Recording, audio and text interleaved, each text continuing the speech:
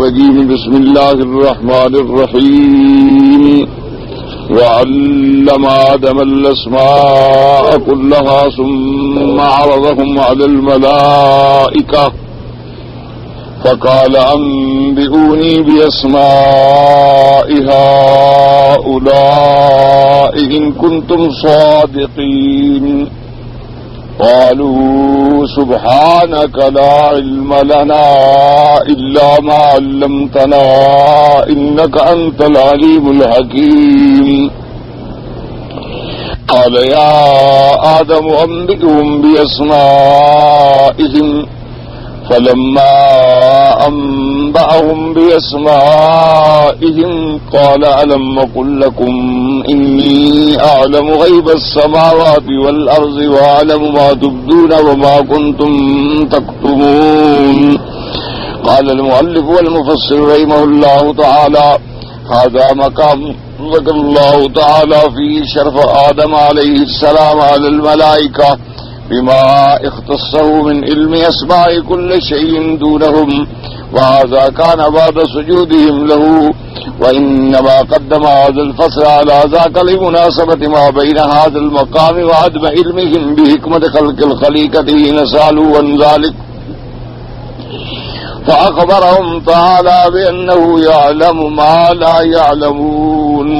ولهذا ذكر الله هذا المقام عقيب هذا ليبين لهم شرف آدم بما فضل به عليهم في العلم وقال تعالى وعلم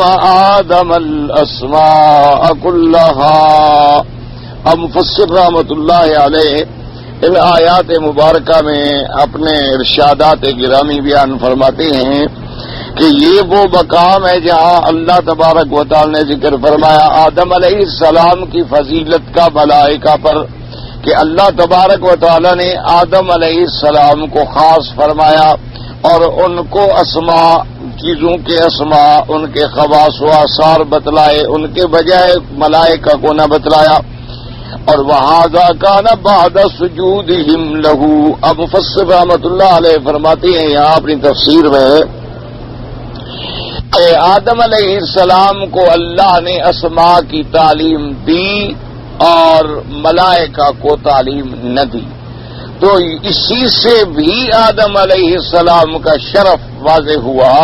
کہ ان اسماء کی تعلیم کا اہل اور مستحق جو ہے وہ آدم تو ہے لیکن ملائکہ نہیں،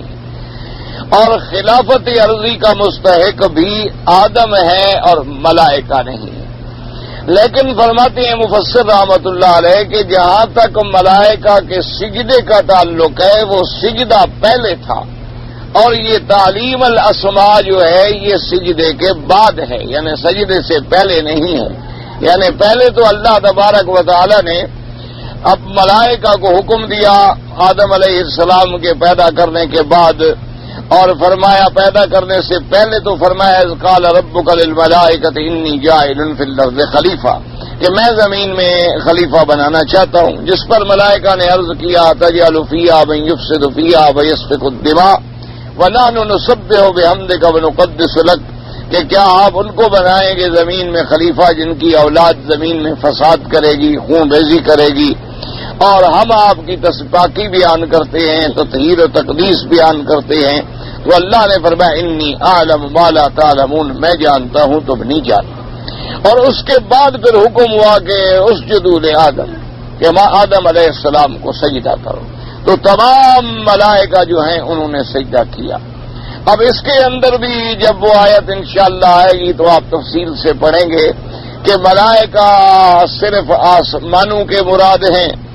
یا بعض علماء نے فرمایا کہ جن ملائکہ نے سوال پر عرض کیا تھا صرف ان سے سجدہ کرایا گیا.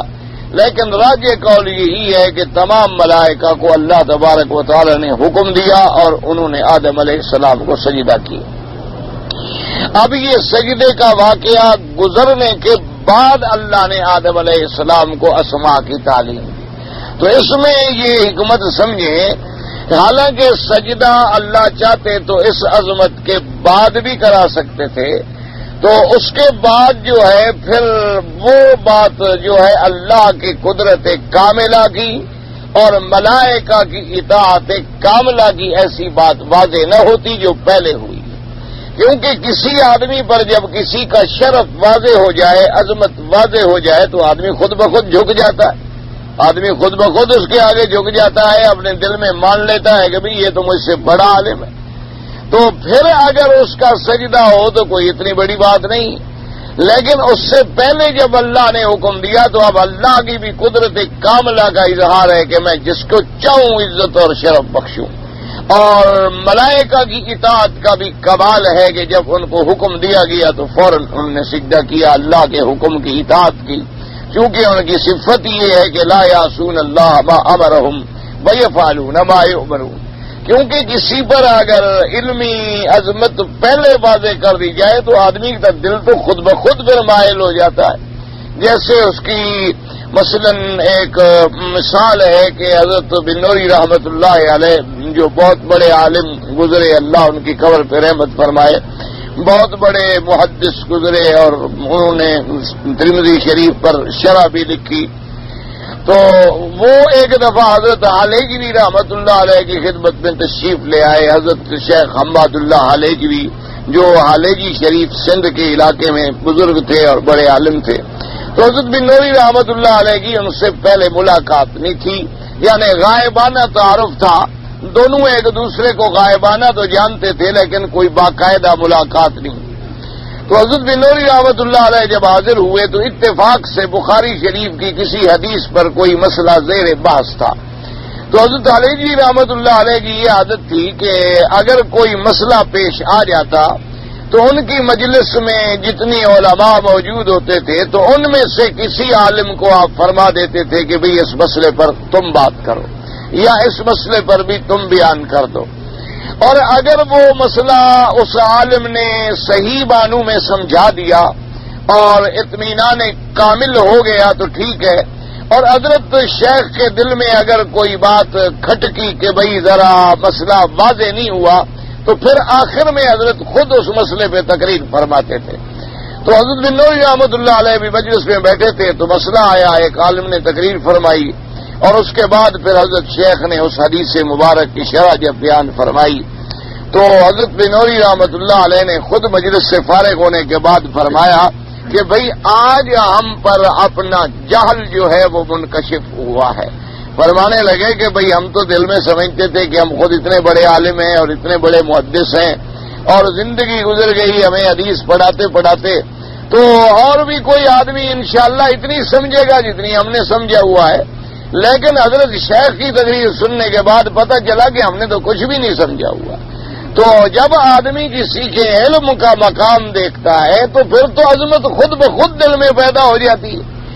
لیکن حکم خدا بندی کا تقاضا یہ تھا کہ فرمایا اسجدوا لآدم، بس سجدہ کرو آدم علیہ السلام کو، فرشتوں نے سجدہ کر دیا۔ پھر علم آدم الاسماء کلھا، اللہ تبارک و تعالی نے پھر آدم علیہ السلام کو اسماء کی علم عطا فرمایا۔ اب مفسر فرماتا ہے کہ بھی سجدے کا مقام جو ہے وہ پہلے تھا، لیکن یہاں اس کو پہلے ذکر کیا گیا اور سجدے والا مقام جو ہے اس کو بعد میں ذکر کیا گیا۔ اس کی وجہ یہ ہے کہ مناسبت مقام یہی تھی، کیونکہ پہلے اللہ نے فرمایا تھا نا انی اعلم ما لا تعلمون، اور اس کے بعد امتحان ہو گیا کہ اللہ نے فرشتوں سے کہا خبر دو اور فرشتے خبر نہ دے سکے، تو چونکہ مناسبت مقام کا تقاضا یہ تھا تو اس لیے اس آیت کے بعد اس کو ذکر کیا گیا اور سجدے کا ذکر جو ہے وہ بعد میں کیا گیا۔ اس لیے فرماتے ہیں کہ وَإِنَّمَا قَدَّمَ هَذَا الْفَصْلُ عَلَى ذَلِكَ، یہ کیوں مقدم کیا گیا؟ لمناسبت ما بین هذا المقام، کیونکہ اس مقام سے اس بات کی مناسبت تھی۔ وعدم علمہم بحکمت خلق الخلیفہ، اور فرشتوں کا نہ جاننا تھا کہ خلیفے کو پیدا کرنے میں اللہ کی کیا حکمتیں ہیں، اس لیے اللہ پاک نے انہیں فرمایا کہ اللہ جانتے ہیں تم نہیں جانتے، اور اس لیے اس کے بعد فرماتی ہیں اللہ نے فرمایا وعلم آدم الاسماء کلھا، قال سدی من حدثه عن ابن عباس وعلم آدم الاسماء كلها قال علمه اسماء الدين انسانا والدواب وقيل هذا الحمار هذا الجمل هذا الفرس۔ اب فرماتے ہیں سدی رحمت اللہ علیہ حضرت ابن عباس رضی اللہ تعالیٰ عنہ سے کہ علم آدم الاسماء كلها سے کیا مراد ہے؟ ان نے فرمایا علمہ اسماء ولدی، اللہ نے ان کو ان کی جو اولاد ہے ان کے بھی اسماء جو ہیں وہ بتلا دیے کہ آپ کی اتنی اولاد ہوگی، اور انسانن ہر انسان کا نام جو ہے ان کو بتلایا گیا، اور اس کے بعد جتنی جانور پیدا ہوں گے ان کا بھی بتلا دیا گیا، یعنی گویا سمجھا دیا گیا کہ یہ گدھا ہے، یہ گھوڑا ہے، یہ جانور، یہ اونٹ ہے، یہ فلاں چیز ہے۔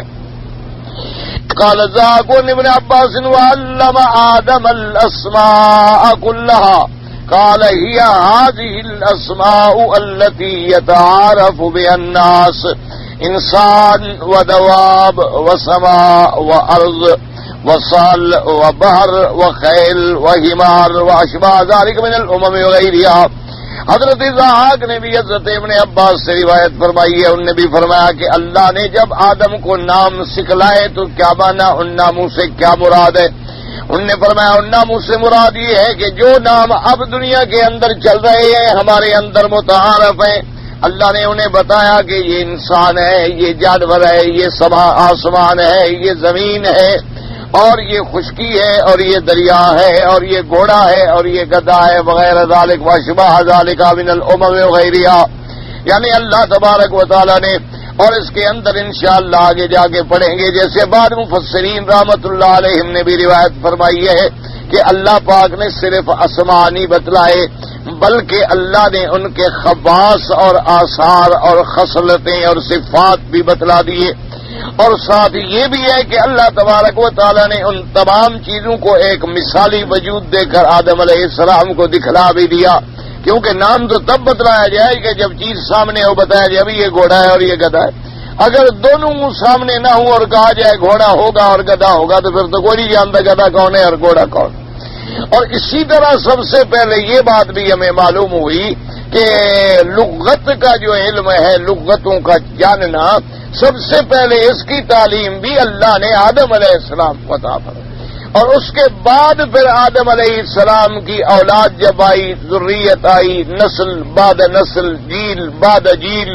تو ان کے آپس میں اختلاط کی وجہ سے پھر زبانوں میں، حروف میں، کلمات میں کچھ اور چیزیں بھی بنتی گئیں اور بگڑتی گئیں۔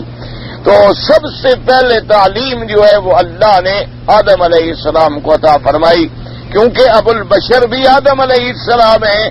اور نسل انسانی کا منبع اول بھی آدم علیہ السلام ہیں، اور بنی آدم کی ابتدا بھی آدم علیہ السلام ہیں، تو لہذا ان تمام تعلیمات سے اللہ تبارک و تعالی نے انہیں بہرور فرمایا۔ اور اس کے بعد فرماتی ہے رواه ابن نبیات من جری من حدیث عاصم بن قلیب بن سعید بن معبد بن ابن عباس وعلم آدم الاسماء كلها قال علم اسم الصحفة والقدر قال نعم حتى الفصوة والفصية۔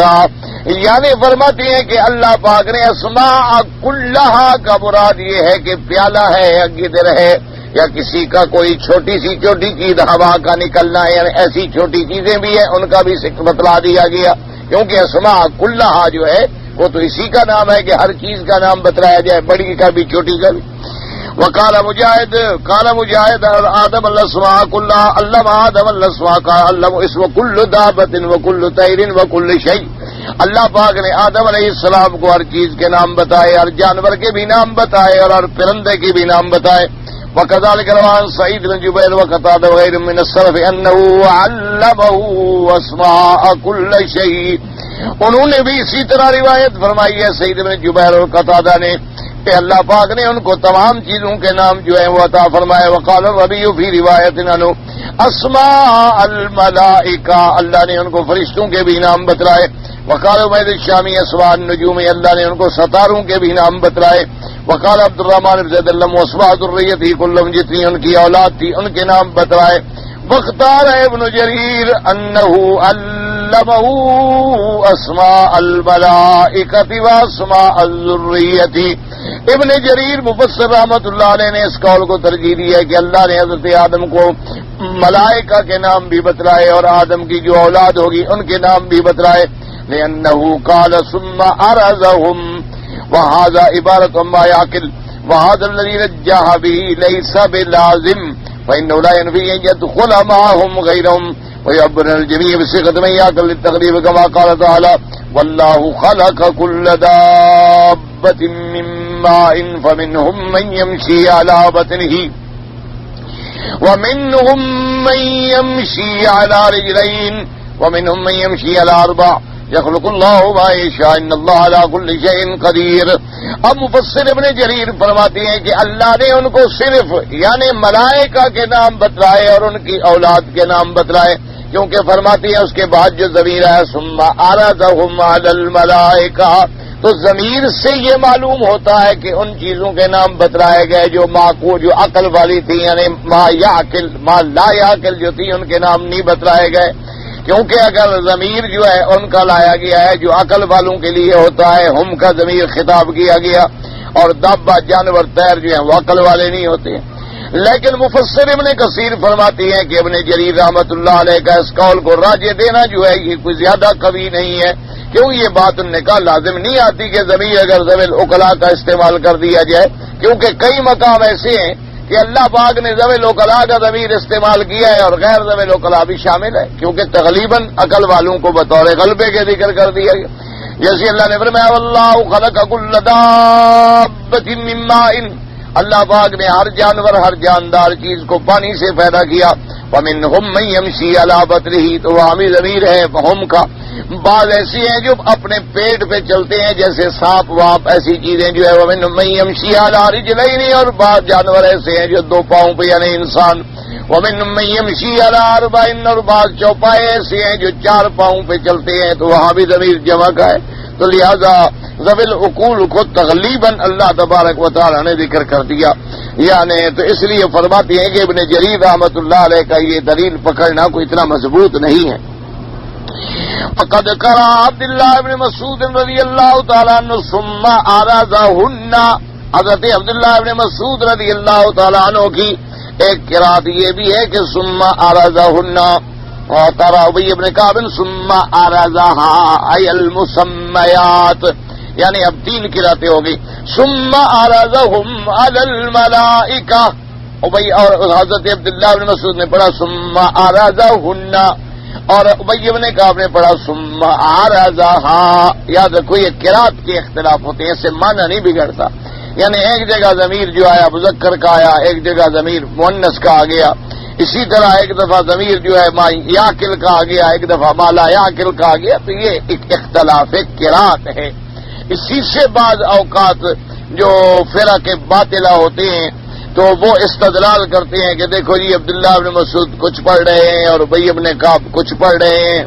اور باقی قراء صحابہ جو ہے کچھ پڑھ رہے ہیں، تو معلوم ہوا نعوذ باللہ انہوں نے قرآن میں کچھ رد و بدل کیا ہے. تو یہ نعوذ باللہ جہالت ہوتی ہے. ایک ہے قرأت کا اختلاف، اور قرآن اللہ نے 7 قرأتوں میں نازل فرمایا.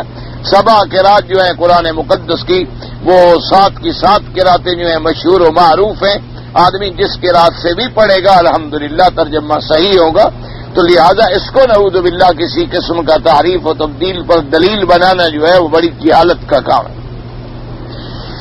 اب جناب فرماتے ہیں وَالصَّحِيحُ أَنَّهُ عَلَّمَهُ أَسْمَاءَ الْأَشْيَاءِ كُلَّهَا ذَوَاتَهَا وَصِفَاتَهَا وَأَفْعَالَهَا. اب مفسر رحمت اللہ علیہ فرماتے ہیں کہ اللہ پاک نے ان کو تمام چیزوں کے نام عطا فرمائے، یعنی ذات کا نام بھی بتلایا، ان کی صفتیں بھی بتلائیں، ان کے افعال بھی بتلائے کہ بھئی یہ بنفشے کا درخت ہے، نام اس کا بنفشہ ہے، یہ فلاں چیزوں کو فائدہ دیتا ہے، یہ گرم ہے، یہ ٹھنڈا ہے. یعنی اگر اس کے ذوات اور صفات اور افعال نہ بتلائے جائیں تو پھر تو کوئی فائدہ نہیں. یعنی اللہ تبارک و تعالیٰ ایک چیز پیدا فرما دے، ان کو بتلا دیں کہ بھی یہ شیشم ہے اور یہ کیکر ہے اور یہ آم ہے اور یہ جو ہے جی مالٹا ہے اور یہ جو ہے جی سیب ہے. تو اب اس کے لیے پھر فوائد کی بھی ضرورت ہوگی کہ سیب اس طرح کھایا جائے گا، انگور اس طرح کھایا جائے گا، اور یہ چیزیں جو ہے یہ چھلکے کے ساتھ کھائی جائیں گی، یہ چیزیں بغیر چھلکے کے کھائی جائیں گی، اور ان کے مفادات اور فوائد کیا ہیں. تو یہ تمام چیزیں جو ہے اللہ نے آدم علیہ السلام کو سکھلائیں، کیونکہ آدم علیہ السلام کو ہی آگے دنیا میں آباد کرنے کا ذریعہ بنانا تھا. تمام ذریت آدم علیہ السلام نے آ کر اس دنیا کو آباد کرنا تھا، اور اس دنیا کے اندر اللہ نے جو چیزیں پیدا فرمانی ہیں ان سے نفع اٹھانا تھا. تو جب ان کو بتلا ہی نہ دیا جائے بھی یہ گندم ہے، یہ جو ہے، یہ چاول ہے، یہ مچھلی ہے، یہ گوشت ہے، یہ بکری ہے، یہ گائے ہے، اور ان کے منافع کیا ہیں، تو پھر تو استعمال کرنے کا کوئی سوال ہی پیدا نہیں ہوتا۔ تو اس لیے مفسر رحمۃ اللہ علیہ فرماتے ہیں کہ صحیح چیز جو ہے وہ یہ، لیکن اسی سے اندازہ کریں کہ اللہ نے آدم علیہ السلام کو کتنا علم دیا کہ تمام عالم کی چیزوں کے نام بتلا دیے، ان کے خواص بتلا دیے، ان کی صفات بتلا دی اور ان کے افعال بتلا دیے، لیکن اس کے باوجود بھی اللہ کے مقابلے پر آدم کا علم جو ہے قلیل، وما اوتیتم من العلم الا قلیل۔ اسی سے اندازہ فرمائیں کہ اللہ کا علم کتنا ہو، یعنی جس پروردگار عالم نے سکھلایا ہے، کیونکہ آدم علیہ السلام بھی کئی ایسے اللہ کے ملکوت ہیں، یعنی اللہ کی سلطنت کے ایسے حصے ہیں کہ جہاں آدم علیہ السلام گئے ہی نہیں، ایسے ایسے سیارات بھی ہیں کہ جہاں آدم علیہ السلام کا گزر بھی نہیں ہوا، ایسی ایسی مخلوقات بھی ہیں آدم علیہ السلام کا جن سے ملاقات اور لقاء بھی نہیں ہوا۔ تو اللہ کے علم کا اندازہ لگائیں، اس لیے فرمایا فوق کل ذی علم علیم، تمہیں جتنا علم دیا جائے تم سے اور بڑا عالم ہے، تمہیں اتنا علم دیا جائے اس سے اور بڑا عالم ہے، لیکن سب سے بڑے علم والا جو ہے وہ اللہ کی ذات ہے۔ اسی لیے اتنے بڑے علوم کے باوجود بھی انبیاء علیہ السلام کہتے انک انت علام الغیوب، کہ یا اللہ، علام الغیوب ہونا تیری شان ہے کہ جو چیزیں وجود میں بھی نہیں آئی ہیں ان کا جاننا یہ تیری شان، کیونکہ آدم علیہ السلام کو تو ان چیزوں کا علم دیا گیا نا جو دکھلا دی گئی، جو چیزیں آدم علیہ السلام کو دکھلائی ہی نہیں گئی، جو چیزیں وجود میں ہی نہیں آئی، تو ان کے علم کے جاننے کا کوئی سوال ہی پیدا نہیں ہو سکتا۔ اس لیے مفسر فرماتے ہیں کہ صحیح قول یہ ہے کہ چھوٹی سے چھوٹی چیزیں، پیالہ، پیالیاں اور ہر گدر وغیرہ، اور اس کے بعد فرماتے ہیں کہ قال ابن باز الفصوۃ الفصیۃ اسماء الذوات والافعال المکبر المصغر، تمام چیزیں بڑی چھوٹی۔ ولہذا قال البخاری رحمہ اللہ فی تفسیر هذه الآیہ فی کتاب التفسیر من صحیح، امام بخاری رحمۃ اللہ علیہ نے کتاب التفسیر میں صحیح بخاری کے اندر یہ روایت مبارک نقل فرمائی، حدثنا مسلم بن ابراہیم قال حدثنا عائشہ بن قتادہ عن انس بن مالک رضی اللہ تعالی عنہ ان رسول اللہ صلی اللہ علیہ وسلم قال وقال لي خلیفہ حدثنا یزید بن زريع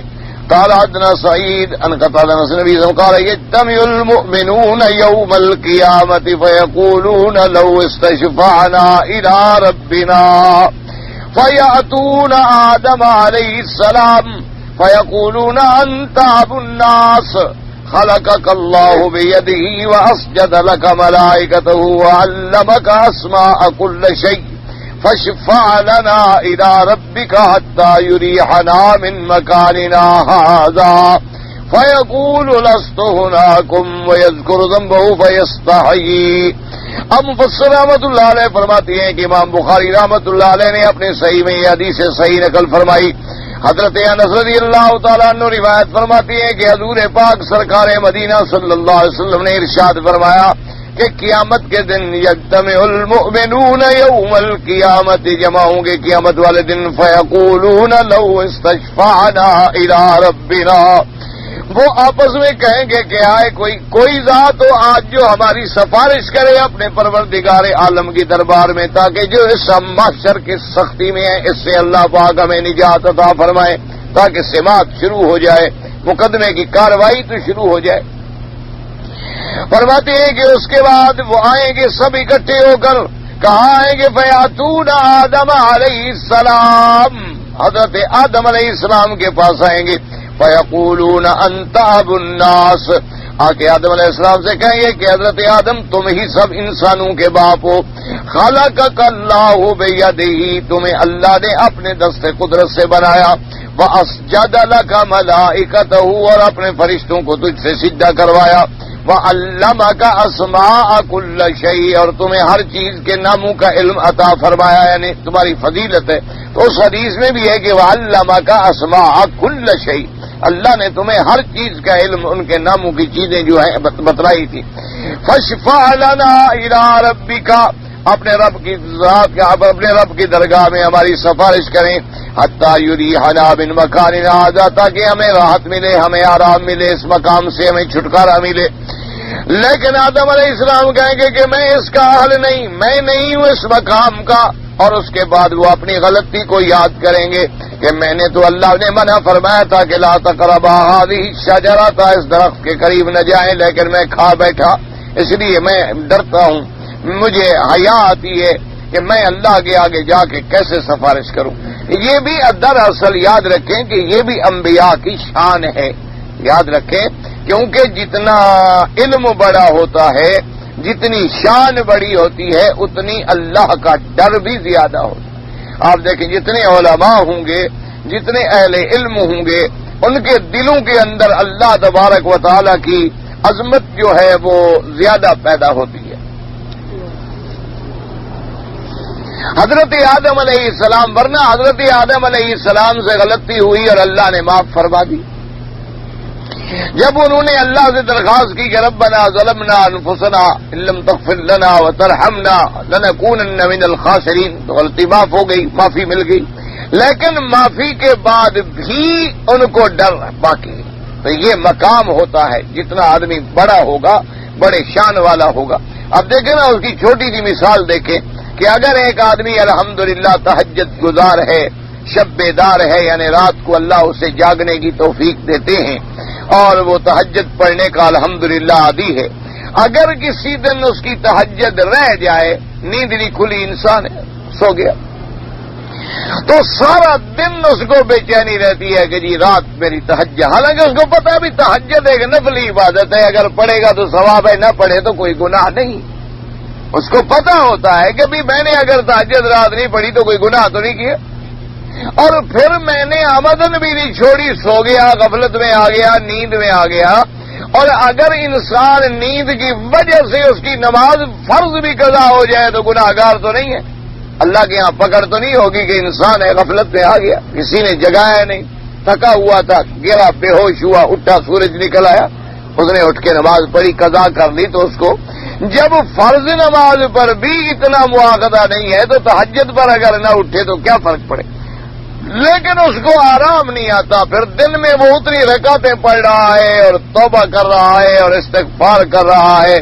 اور سوچ رہا ہے کہ بھی لازم آج مجھ سے کوئی غلطی ہوئی ہے جس کی وجہ سے مجھے تہجد نصیب نہیں ہوئی، لازم کوئی بات ضرور ہے اور کوئی نہ کوئی خطا مجھ سے ہوئی ہے، یا کوئی نہ کوئی حرام کا لقمہ میرے اندر چلا گیا ہے، یا کوئی میں نے آج زبان سے گندی بات نکالی ہے جس کی سزا مجھے ملی کہ رات کی عبادت کا جاگنا جو ہے میں محروم۔ تو اگر اس کے مقابلے پہ جو فرض نماز بھی نہ پڑھتا اس کو بھلا تہجد کا کوئی درد ہوگا؟ جو آدمی فرض نماز اللہ کے فرائض بھی ادا نہ کرے، نعوذ باللہ، یعنی آذان سن رہا ہے، اقامت سن رہا ہے اور ندائے صلوات سن رہا ہے اور تندرست ہے، صحت ہے، پڑھنے پہ قادر ہے، لیکن بدبخت نماز نہیں پڑھتا، تو اس کو تہجد کی چاشنی کا کیا پتا؟ اس کو کیا پتا کہ تہجد کا کیا لذت ہے اور راتوں کے جاگنے میں کیا چاشنی ہے اور کیا مزہ ہو سکتا ہے؟ اسی طرح جو آدمی اللہ معاف فرمائے گناہوں میں گرا ہوا ہے اور دل سیاہ ہو چکا ہے، اس کو کیا ہے، گناہ ہو گیا، پرواہی کوئی نہیں۔ لیکن جتنی، اسی لیے اللہ نے قرآن میں فرمایا کہ انما یخشی اللہ من عبادہ العلماء، کہ جتنا علم اللہ دیتی ہیں اتنی خشیت بھی اللہ کی زیادہ ہوتی ہے۔ اگر دل میں خشیت نہ ہو تو وہ علم ہی نہیں ہوتا۔ اصل میں عالم کہلانے کا حقدار ہی وہ ہے جو اللہ سے زیادہ ڈرنے والا۔ اگر ایک آدمی یعنی پی ایچ ڈی کر لے اور بڑے بڑے مقالات لکھے اور بڑی بڑی کتابوں کا مؤلف بن جائے، لیکن نماز نہیں، عبادت نہیں، روزہ نہیں، سیرت اور صورت شکل سنت کے مطابق نہیں، اس علم کا کوئی فائدہ نہیں، کیونکہ علم کی تعریف ہی قرآن میں یہ آئی ہے کہ وہ اللہ سے زیادہ ڈرنے والا ہو۔ تو جب اللہ سے زیادہ ڈرنے والا ہوگا تو گناہ کرنے کا تو سوال ہی پیدا نہیں ہوتا۔ گناہ تو وہی کرتا ہے نا کہ جس کے دل میں خشیت اللہ ختم ہو جاتی۔ تو اس لیے آدم علیہ السلام کہیں گے بھی میں تو ڈرتا ہوں، میں نہیں حاضر ہوتا۔ ایتو نوحا، نوح علیہ السلام کے پاس تم لوگ جاؤ، فإنه أول رسول بعثه الله إلى أهل الأرض، کیونکہ سب سے پہلے رسول جو ہے وہ حضرت نوح علیہ السلام ہے. کیا مانے؟ یعنی آدم علیہ السلام تو نبی تھے. آدم علیہ السلام کو کوئی شریعت نہیں دی گئی، کوئی کتاب نہیں دی گئی، کوئی احکام نہیں دیے گئے، کیونکہ جب آدم علیہ السلام کو بھیجا گیا زمین میں بندہ تو تھا کوئی نہیں، تو شریعت کس کے لیے دی جائے؟ تو اب آدم علیہ السلام کی اولاد شروع ہوئی، پیدا ہونا، اولاد پیدا ہونا، اولاد بڑھتی گئی، اب زمین آباد ہو گئی. جب زمین میں آبادی ہو گئی، اللہ کی مخلوق آ گئی، انسان پیدا ہو گئے، تو سب سے پہلے رسول جو شریعت لے کے آئے ہیں وہ حضرت نوح علیہ السلام. اس لیے ان کو آدم ثانی بھی کہا جاتا ہے. اس کی دو وجوہات ہیں، یاد رکھ. ایک وجہ تو یہ ہے کہ سب سے پہلی شریعت لے کے آنے والے پیغمبر جو ہیں وہ حضرت نوح علیہ السلام، اور دوسری وجہ یہ ہے کہ طوفان نوح کے بعد، یعنی نوح علیہ السلام کے زمانے میں جو طوفان آیا تو اس نے سب کو ختم کر دیا، کوئی بھی باقی نہ بچا مگر وہ چیزیں اور وہ جوڑے اور وہ انسان جو حضرت نوح علیہ السلام کے ساتھ ان کی کشتی کے اندر موجود تھے. اور جو کشتی کے اندر موجود تھے اس میں کوئی شبہ نہیں ہے کہ وہ ذریت نوح علیہ السلام تھے. تو پھر جاتے ہیں. اسی طرح یافس کی طرف یہ جتنے افریقن علاقے ہیں ان کی طرف جاتے ہیں. اللہ عالم، ایسے کتابوں میں اور تاریخوں میں ذکر آتا ہے، حقیقت حال تو اللہ جانتے. تو اب ان تین کے بعد جب اولاد پھیلی تو گویا پھر نوح علیہ السلام کی اولاد آئی، اس لیے ان کو آدم ثانی بھی کہا جاتا ہے. یعنی آدم اول تو حضرت آدم علیہ السلام، نوح علیہ السلام جو ہے وہ اولاد آدم میں سے ہے، اور پھر جو ذریت چلی تو پھر نوح علیہ السلام کی اولاد سے چلی. اور یہ اللہ کی شان ہے، اللہ جتنے بڑھائے. آپ نے دیکھا نہیں ہے کہ جب حضرت یوسف علیہ السلام کے زمانے میں جب حضرت یعقوب علیہ السلام مصر آئے ہیں تو کتنے تھے؟ یعنی حضرت یعقوب علیہ السلام اور ان کے 10 بیٹے 11 بیٹے تھے، وہ تشریف لے آئے مصر میں. اور جب یوسف علیہ السلام کا زمانہ ختم ہوا ہے تو دیکھیں پھر بنو اسرائیل کتنے تھے؟ بے تقریباً میات الالوف، یعنی اللہ نے ان کو لاکھوں کی تعداد میں بڑھا دیا. تو اس لیے پھر یہ آئیں گے نوح علیہ السلام کی خدمت میں. حضرت آدم علیہ السلام بھی انہیں بھیجیں گے کہ تم نوح علیہ السلام کے پاس جاؤ، وہ پہلے رسول ہیں جن کو اللہ نے زمین والوں کی طرف بھیجا.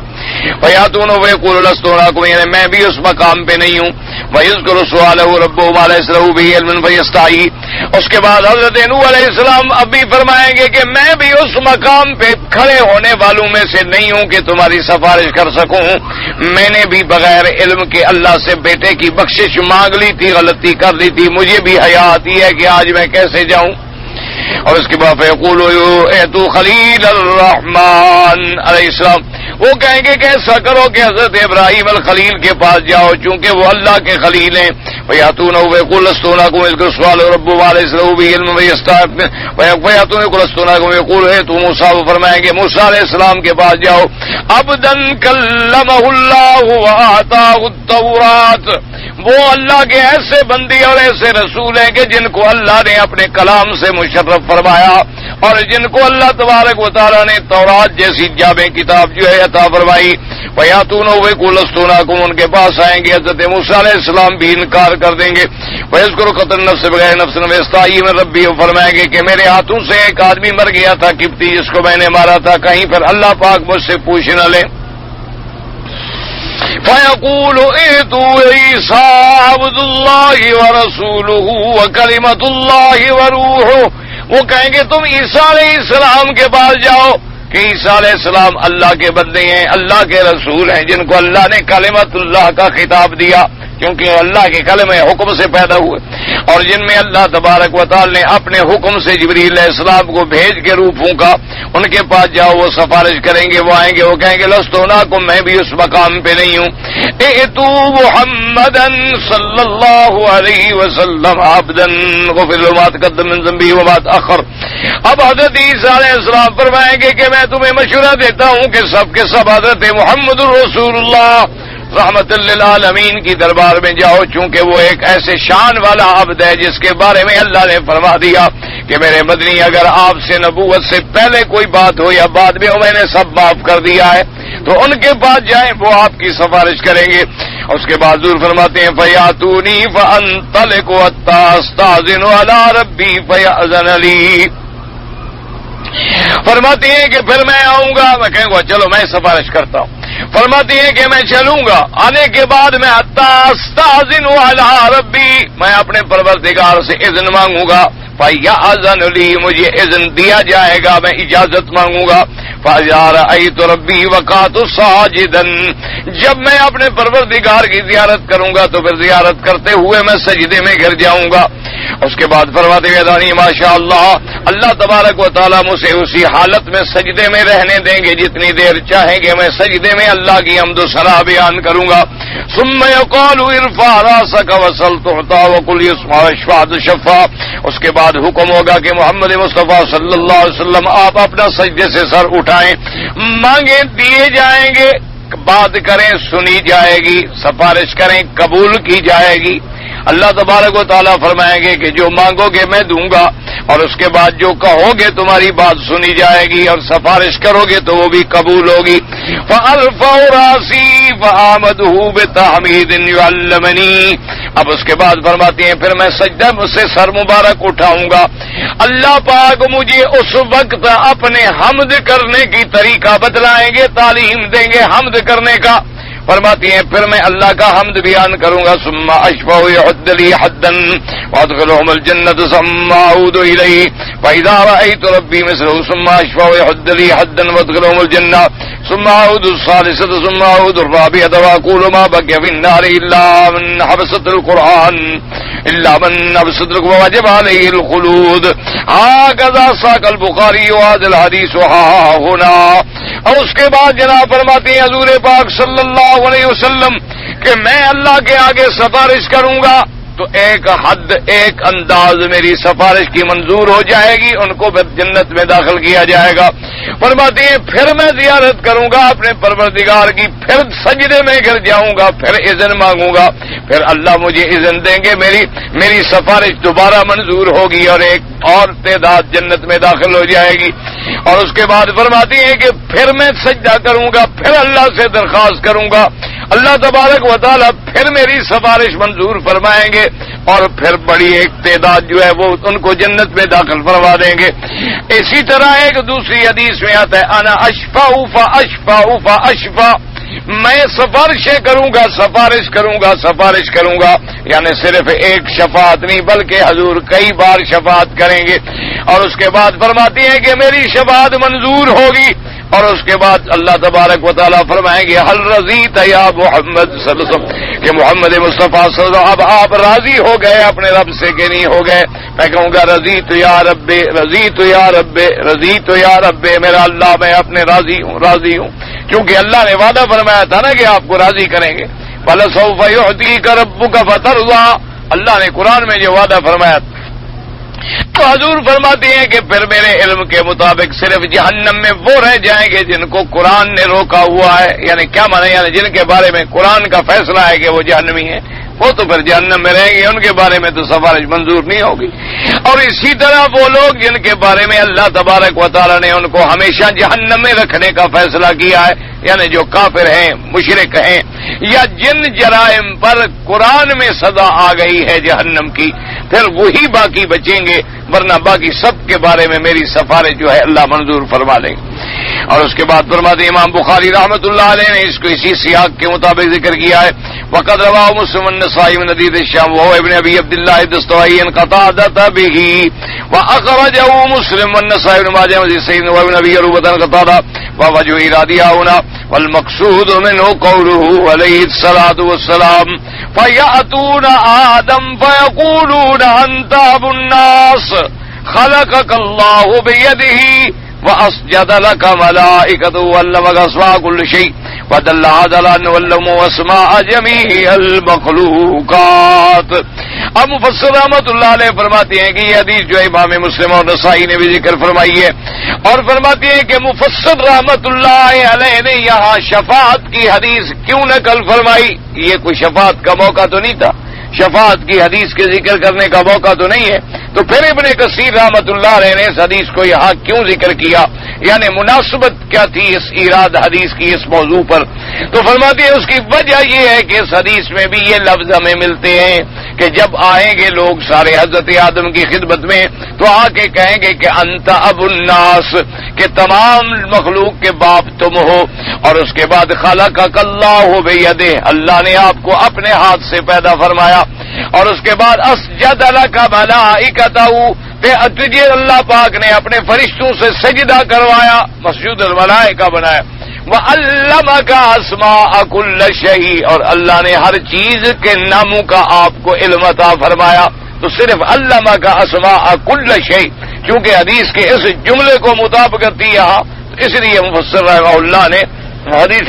شفاعت جو ہے یہاں ذکر کی ہے، ورنہ یہاں حدیث شفاعت کی کوئی مناسبت نہیں تھی۔ وَلِهَذَا قَالَ ثُمَّ عَرَضَهُمْ عَلَى الْمَلَائِكَةِ، پھر اللہ تبارک و تعالیٰ ان چیزوں کو مفسر فرمائے المسمیات، کیا معنی؟ یعنی اللہ نے تو ان چیزوں کے نام، اب فرشتوں کے آگے کیا پیش کیا گیا؟ نام نہیں، مسمیات، وہ چیزیں پیش کی گئیں، یعنی جن چیزوں کا نام رکھا گیا۔ نام تو تھا مثلا گلاس، تو فرشتوں کے آپ نے کاسا رکھا گیا کہ بتاؤ اس کا نام کیا ہے، اس لیے مسمیات رکھے گئے، یعنی کیونکہ جب مسمیات ہی سامنے نہ ہوں تو نام کیسے بتلائے؟ چیزیں سامنے نہ ہوں تو نام کیسے بتلائے؟ ایک تو ہے اسم، ایک ہے جس چیز کا نام رکھا جائے۔ کما قال عبد الرزاق عن معمر عن قتادہ قال ثم عرض تلك الاسماء على الملائكة فقال انبئوني باسماء هؤلاء ان كنتم صادقين۔ وقال السدي في تفسير ابي مالك والنبي صلى الله عليه وسلم والناس من الصحابه رضوان الله تعالى عليهم اجمعين وعلم آدم الاسماء كلها ثم عرض الخلق على الملائكة۔ اسی طرح حضرت ابن عباس، حضرت مرہ، حضرت ابن مسعود اور دیگر صحابہ رضوان اللہ علیہم اجمعین نے بھی اسی تفسیر یہ فرمائی کہ اللہ نے آدم علیہ السلام کو نام بتلائے، پھر ان تمام چیزوں کو اپنی مخلوق کو ملائکہ پہ پیش کیا کہ اب تم نام بتلاؤ ان چیزوں کے کیا نام ہے۔ وقال ابن جریج ثم عرض اصحاب الاسماء علی الملائکہ، یعنی ان چیزوں کے نام والے، صرف نام نہیں بلکہ جن چیزوں کے نام تھے وہ ملائکہ پر پیش کیے گئے۔ وقال ابن جرير بن قاسم قال حدثنا جرير بن حازم مالك بن فزارة وابي بكر الحسن وقال قال علمه اسم كل شيء وجعل يسمى كل شيء باسمه وعرضت عليه امة امة، اللہ نے ان کو ہر چیز کا نام بتلایا، اور اس کے بعد اللہ تبارک و تعالی نے ہر چیز کا مسمى بھی بتلا دیا، اور پھر اللہ پاک نے ان پر امت یعنی جو بعد میں پیدا ہوں گی، جتنی امتیں آئیں گی قیامت تک، تمام امتوں کی تفصیل، ان کے نام اور ان کے صفات، ان کے افعال سب اللہ تبارک و تعالی نے آدم علیہ السلام کو بتلائے۔ وبهذا الاسناد عن الحسن وقتادة في قوله تعالى ان كنتم صادقين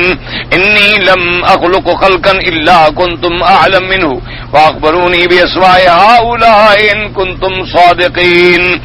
اللہ فرمائیں گے ایک فرشتوں سے کہ تم جو کہتے ہو کہ ہم جانتے ہیں جو مخلوق ہے ہم سب سے افضل ہیں، تو اگر تم اپنے دعوے میں سچے ہو کہ تم افضل ہو تو پھر ان چیزوں کے نام بتلاؤ، ان چیزوں کے نام کا اجل فی الارض خلیفہ، اگر تم جانتے ہو کہ میں خلیفہ پیدا نہ کروں، تم جانتے ہو تو سچے ہو اپنے اس دعوے میں، تو اب اپنی سچائی کو واضح کرو۔ وقال السدي نبی مالک و نبی صالح باز نظرت رسول الناس صاحب تم صادقین نبی ادب سکون الدماء، کہ تم اپنے دعوے میں یعنی ان کو تم صادقین کس بارے میں یہ بات فرما کہ یا تم اپنے دعوے میں سچے ہو کہ تم افضل ہو تو ہر مخلوق سے تو اب بتلاؤ، یا تم اپنے دعوے میں سچے ہو کہ میں خلیفہ نہ بناؤں تو پھر تم بتلاؤ، یا تم اس بارے میں سچے ہو کہ بنی آدم جو ہیں وہ دنیا میں جائیں گے اور فساد کریں گے اور خون ریزیاں کریں گے اور خون بہائیں گے، اس بات میں تم سچے ہو تو چلو اب امتحان کرتی ہیں بنی آدم افضل نکلتا ہے یا تم افضل نکلتے ہو۔ اور اس کے بعد جناب فرماتے ہیں سلامت اللہ علیہ مقال جریر اول الاقوال فی ذلک، فرماتی ہیں ابن جریر کے سب سے واجب قول یہ ہے جو حضرت ابن عباس نے فرمایا من قال بقوله ومعنى ذلك فقال انبئوني باسماء من رسول عليكم ايها الملائكه القائلون تجعل فيها من يفسد فيها ويسفك الدماء غيرنا منا ونسبح بحمدك ونقدس لك إن كنتم صادقين في قيلكم إني إن جعلت خليفتي في الأرض من غيركم أساني وذريته فافسدوا وسفكوا الدماء وإن جعلتكم فيها أطعتموني واتبعتم أمري بالتعظيم والتقديس فإذا كنتم لا تعلمون أسماء هؤلاء الذين عرضت عليكم أن تشاهدونهم وأنتم معه غير موجود من الأمور الكائنة التي لم توجد أحرى أن تكونوا غير عالمين. اب مفسر رحمۃ اللہ علیہ فرماتے ہیں کہ سب سے راجح قول جو ہے حضرت ابن عباس رضی اللہ تعالیٰ عنہ کا ہے، یا جن لوگوں نے حضرت ابن عباس کے قول کے مطابق ذکر کیا. کیا معنی؟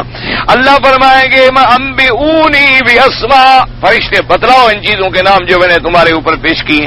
تم جو کہتے تھے کہ زمین میں جو جائیں گے فساد کریں گے خون بہائیں گے، غیرنا امنا فنحن نسبح، یعنی اگر ہمارے بغیر آپ کوئی اور مخلوق بھیجیں گے تو وہ فساد کرے گی،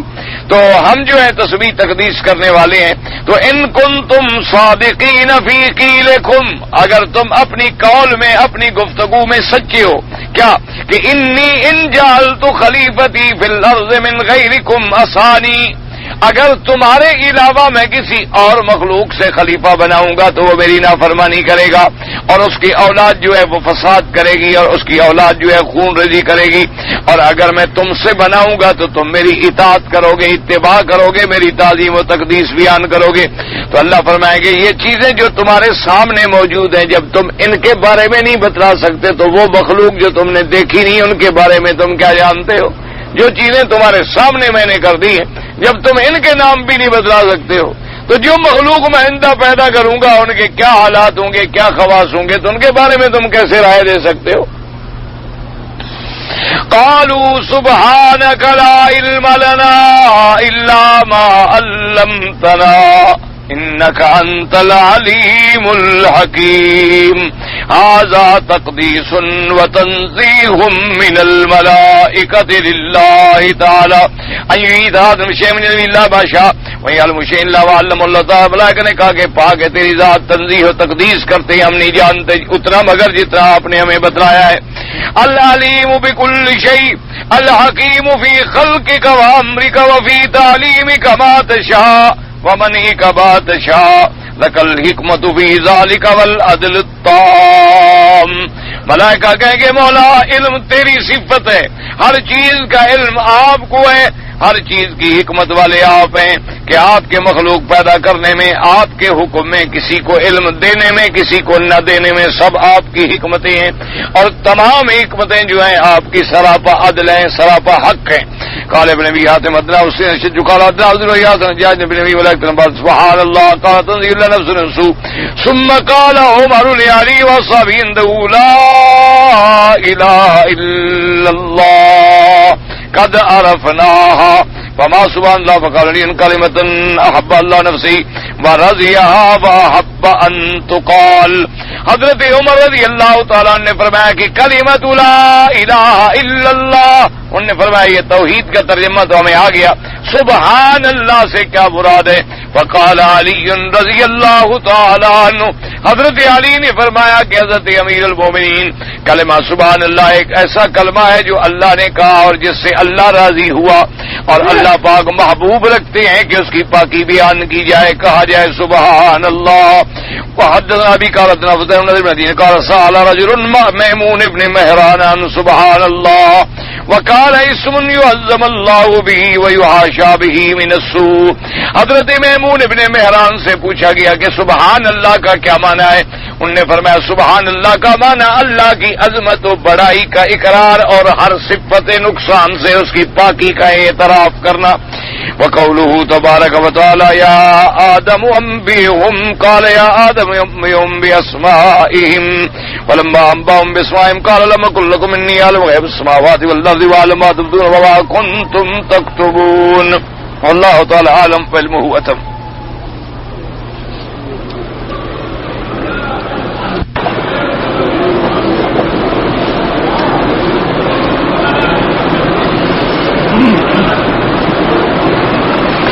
کہتا ہے کہ ایک صاحب نے ایک مقالہ لکھا اور بھئی پہلے تو اصول یہ ہوتا ہے کہ اگر کسی کے مقالے پر اعتراض کیا جائے تو اس کا نام اور مقالہ پورا بھیجا جائے، کیونکہ ہم خود اس مقالے کو پڑھیں، اندازہ لگائیں کہ جو آپ فرما رہے ہیں واقعی اس نے اسی طرح لکھا ہے یا اس کے لکھنے کا مقصد کچھ تھا اور تم نے کچھ سمجھا ہے، کیونکہ انسان بعض اوقات سمجھنے میں بھی غلطی کرتا ہے کہ اس نے حضرت شیخ الاسلام ابن تیمیہ رحمہ اللہ کے بارے میں کہا ہے کہ وہ انبیاء کو معصوم نہیں سمجھتے تھے. یہ بات نہیں، ایسی بات نہیں ہے. شیخ الاسلام ابن تیمیہ رحمہ اللہ تعالی ان بڑے لوگوں میں ہیں جو دریائے علم تھے، اور اسی طرح ان کے جو شاگرد ہیں حضرت شیخ الاسلام ابن القیم رحمہ اللہ تعالی، یعنی ان دونوں کا ایسے مقام اللہ نے بنایا تھا کہ علماء جب کسی قول میں دیکھیں کہ ما قال الحبران، وہ کہتے ہیں کہ اگر یہ دو حبر یعنی دو بڑے عالم ایک بات پہ اکٹھے ہو جائیں تو سمجھو کہ بس وہ پکی بات ہے، پھر ڈھونڈنے کی ضرورت ہی نہیں رہتی. تو اس لیے یہ کبھی نہیں ہو سکتا کہ انہوں نے ایسی بات فرمائی ہو جو جمہور امت کے خلاف ہے. یہ تو مسئلہ مسلمہ ہے. باقی اصل میں مشکل یہ ہوتی ہے کہ بعض اوقات ان کی بات کو سمجھنے میں سمجھنے والے کو غلطی لگ جاتی، کیونکہ معصوم ہونے میں علماء نے بڑی بحثیں فرمائی ہیں. بعض علماء نے فرمایا کہ انبیاء معصوم ہیں، کیا معنی؟ یعنی ان سے کبیرہ گناہ نہیں ہوتا لیکن صغیرہ ہو سکتا ہے. اور بعض علماء نے فرمایا کہ ان سے کبیرہ بھی نہیں ہوتا اور صغیرہ بھی نہیں ہوتا. بعض علماء نے فرمایا کہ انبیاء سے کبیرہ گناہ تو نہیں ہوتا، کبائر سے تو معصوم ہے، لیکن صغیرہ بھی نبوت ملنے سے پہلے تو ہو سکتا ہے، نبوت ملنے کے بعد نہیں ہو سکتا. اور بعض علماء نے فرمایا کہ نہ، نبوت سے پہلے بھی نہیں ہو سکتا، نبوت کے بعد بھی نہیں ہو سکتا. اور یہ ساری بحثیں کیوں آئی ہیں؟ یہ بڑا علمی مقام ہے، کیونکہ مثلا آدم علیہ السلام کو جب اللہ نے کہا کہ لا تقربا هذه الشجرہ تو آپ کھا بیٹھے، تو اب اس کے بارے میں آپ کیا کہیں گے؟ تو اس لیے بہرحال پتہ نہیں انہوں نے کیا لکھا اور سمجھنے والے نے کیا سمجھا ہے. بار صورت جمہور کا یہی عقیدہ ہے الحمدللہ کہ اللہ کے نبی معصوم ہوتے ہیں، پاک ہوتے ہیں، اور جہاں جہاں ان کے بعض چیزوں کا ذکر کیا گیا ہے یہ بھی ایسے ہے کہ ان کے شان اتنی بڑی تھی کہ چھوٹی سی بات بھی ان کے لیے بڑی ہو گئی. اس لیے اللہ تبارک و تعالیٰ کی طرف سے ان پر عتاب بھی آئے، ناراضگی بھی آئی، لیکن ساتھ معافی کا اعلان بھی ہوتا چلا گیا، ساتھ اللہ تبارک و تعالیٰ کی طرف سے مغفرت بھی ہوتی چلی گئی. اس لیے بہرحال ایسی کوئی بات نہیں، یا آپ مجھے مقالہ بھیجیں تاکہ میں سارا پڑھ سکوں اور دیکھ سکوں اور اندازہ لگاؤں کہ انہوں نے کیا لکھا، آپ نے کیا سمجھا. 7.5 تولے سونے سے زیادہ استعمال شدہ. بھئی بات یہ ہے کہ نصاب کا معنی یہ ہے کہ اگر 7.5 تولے سونا آپ کی ملکیت میں ہے تو اب آپ صاحب نصاب ہیں، یعنی اب 10 تولے ہے تو آپ زکات 10 تولے کی دیں گے. یہ نہیں کہ 7.5 تولے تک پھر 7.5 تولے معاف ہے، آگے جو بڑھے گا اس کی زکات دیں گے. نہ، 7.5 تولے سونا جب ہو گیا تو آپ زکات دینے والے بن گئے. اب مثلا 8 تولے ہو گیا تو آپ 8 تولے کی قیمت کر کے 2.5% ادا کریں. باقی ہے استعمال شدہ یا غیر استعمال شدہ، اس میں صرف فرق یہ ہے کہ امام احمد بن حنبل رحمت اللہ علیہ کے نزدیک جو زیور عورت استعمال کرتی ہے، کیا معنی؟ پہنتی ہے. اب پہننے کا معنی یہ نہیں ہوتا کہ 24 گھنٹے پہنے، یعنی شادی میں پہنتی ہے، کبھی پارٹی میں پہنتی ہے، کبھی خوشی میں پہنتی ہے، ورنہ گھر میں رکھے ہوئے ہیں تو وہ فرماتے ہیں اس میں زکات نہیں ہوتی، یہ اس کے استعمال کی چیز ہے. جیسے اور چیزیں استعمال پر زکات نہیں ہوتی، مثلا ایک کاریگر ہے اس کے اوزار ہیں ان پر زکات نہیں ہوتی، ایک لوہار ہے اس کے اوزار ہیں جن سے کام کرتا ہے اس پر زکات نہیں ہوتی، اسی طرح ایک درزی ہے اس کے اوزار ہیں تو ان اوزاروں کی قیمت کر کے اس پر زکات نہیں ہوتی. تو فرماتے ہیں یہ بھی گویا عورت کے پہننے کی اوزار ہیں، ان کی چیزیں ہیں، استعمال کی چیزیں. لیکن امام ابو حنیفہ رحمۃ اللہ علیہ فرماتے ہیں کہ زیور پہننے کا ہے یا رکھنے کا ہے، بیچنے کا ہے، وہ تو سب کے لیے زکات ہے. اور ہمارے ہاں تو عام ہوتا بھی یہی اصول ہے کہ لوگ سونے کا زیور بنواتے ہی اسی نیت سے ہیں کہ بھی بنوا لو، کبھی دکھ سکھ میں کام آتا ہے. تو جب کام آتا ہے تو پہننے کا تو راہ ہی نہیں، وہ تو کام کا ہے. وہ تو نیت ہی یہ ہوتی ہے کہ بھائی زیور شیور بنوا لو، کبھی دکھ سکھ میں کام آ جاتا ہے. اور ضرورت پڑے گی تو فوراً بیوی سے کہے گا بھی زیور دے تو پھر کیا، زیور تو دوبارہ تمہارا بن جائے گا، ہم اپنے فی الحال تجارت تو کریں، کام تو کریں. تو اس لیے بہرحال، اور دوسرا ایک حدیث مبارک میں یہ بھی آیا کہ ایک کنگن دیکھے تو حضور نے فرمایا کہ ان کنگنوں کی زکات دی ہے، تو اس نے کہا کہ نہیں، فرمایا پھر تو جہنم کے کنگن پہنائے جائیں گے۔ تو اس وجہ سے امام صاحب اس مسئلے میں سخت ہیں۔ امام احمد ابن حنبل رحمۃ اللہ علیہ کے نزدیک بہرحال یہ رعایت موجود ہے کہ عورت کے مستعملہ جو زیور ہیں ان پہ زکات نہیں ہے۔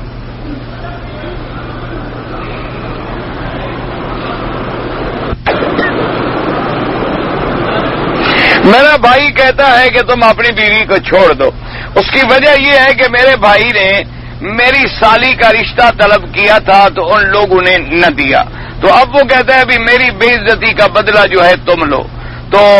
بیوی سے بچے چھین لو اور بیوی کو طلاق دیے۔ بدلہ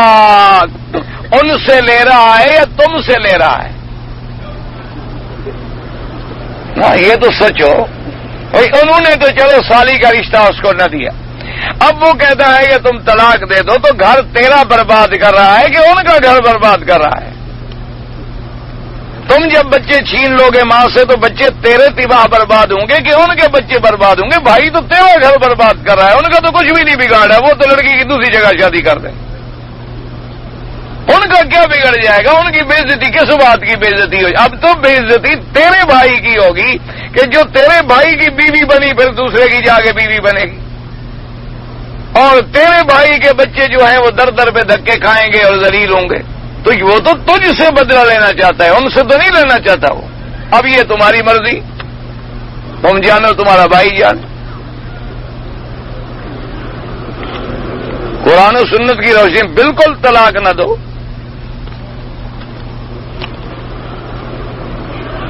حضور صلی اللہ علیہ وسلم کا فرمان ہے کہ اگر حبشی بھی حاکم بن جائے تو اطاعت کرو، تو حضرت حسین نے اطاعت کیوں نہ کیا؟ آپ کو کیسے پتا ہے کہ نہیں کیا؟ آپ تھے اس وقت، حضرت حسین سے ملے تھے؟ ایسی جاہلانہ بات لکھنے کا کیا فائدہ ہے؟ حضرت حسین رضی اللہ تعالی عنہ نے باقاعدہ خطبہ پڑھا، باقاعدہ ان کی فوجیوں سے کہا کہ بھائی مجھے بلایا گیا تھا خط لکھ کر، اور خط لکھنے والے یہی شیعہ تھے، خط لکھنے والے بھی یہی شریف آدمی تھے۔ اب دیکھو نا جی، ویسے بھی اصولی بات ہے، خدا نہ خواستہ ایک آدمی قتل ہو جائے تو پولیس تلاش کرتی ہے، وہ کہتی ہے جی وہ جو قتل ہو گیا نا تو اس کے ہاتھ میں گھڑی تھی، اب ایک جگہ گھڑی برآمد ہو جائے تو اس کا مطلب ہے کہ قاتل کا سراغ ملنا شروع ہو گیا کہ بھی گھڑی جب مل گئی ہے تو اس کا مطلب یہ گھڑی یہاں کیسے آ گئی مقتول کی بھائی؟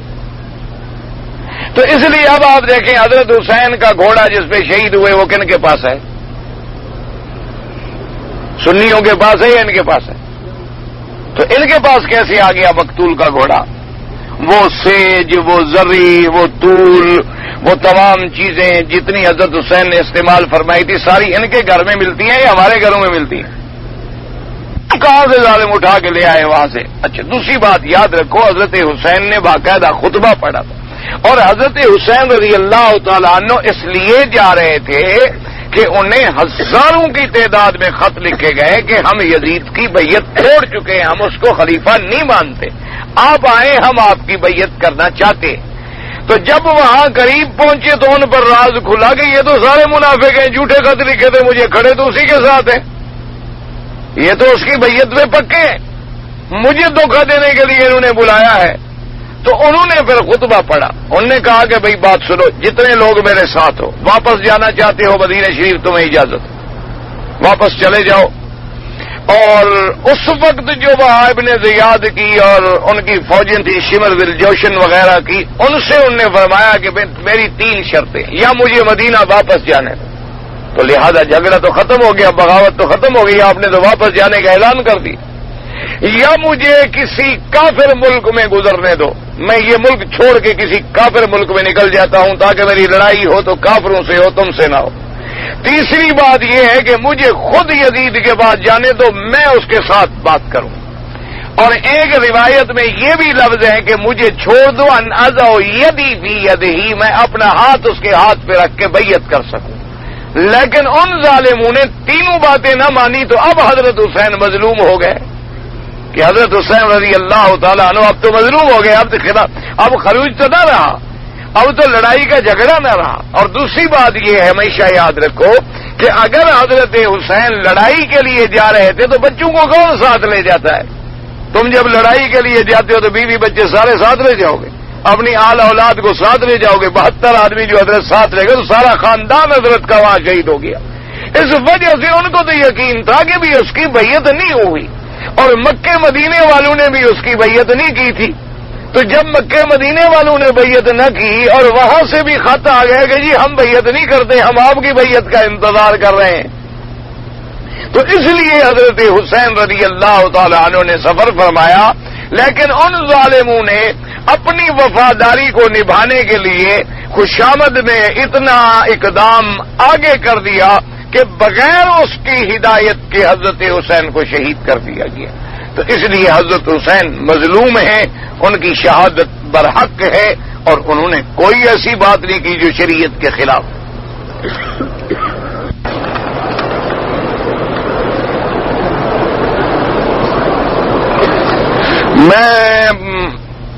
کہ میرا لڑکا 9 مہینے 11 روز میں پتہ نہیں جنت اللہ مغفرت فرمائے آپ کے لیے باعث شفاعت بنائے۔ بعض لوگ جو ہے چاند نکلنے پر اس کی طرف منہ کر کے ہاتھ اٹھا کے دعا مانگتے ہیں۔ بھئی حدیث میں یہ آتا ہے کہ جب چاند نظر آئے تو دعا مانگو، اللہم احل علینا بالایمان کیا، اللہ ہمارے لیے باعث خیر و برکت ہو، باعث رحمت ہو، باعث سلامتی ہو۔ باقی یہ ضروری نہیں ہے کہ چاند کی طرف نظر ڈالو اور اس کی طرف دیکھو یا فلاں کرو، بس جب نظر آ گیا تو اللہ سے دعا کرو۔ اگر میں مدینہ پاک سے آتے ہوئے نابالغ بچوں کو بھی احرام بندھوا لوں اور اپنے ساتھ عمرہ کرا، انشاءاللہ اللہ ثواب دیں گے۔ کھانے کے دوران حضور پاک کتنی بار پانی پیتے تھے یہ تو کوئی پابندی نہیں، طبیعت پر ہے، کبھی نہ پیا، کبھی 2 دفعہ پی لیا، کبھی بالکل نہ پیا، یہ کوئی پابندی تو نہیں ہے۔ ایک اسی مسئلے میں الجھا ہوا ہوں، اللہ پاک بہرحال ہر مسلمان جو بھی مسائل میں الجھا ہوا ہے اس کے مسائل حل فرمائیں، جائز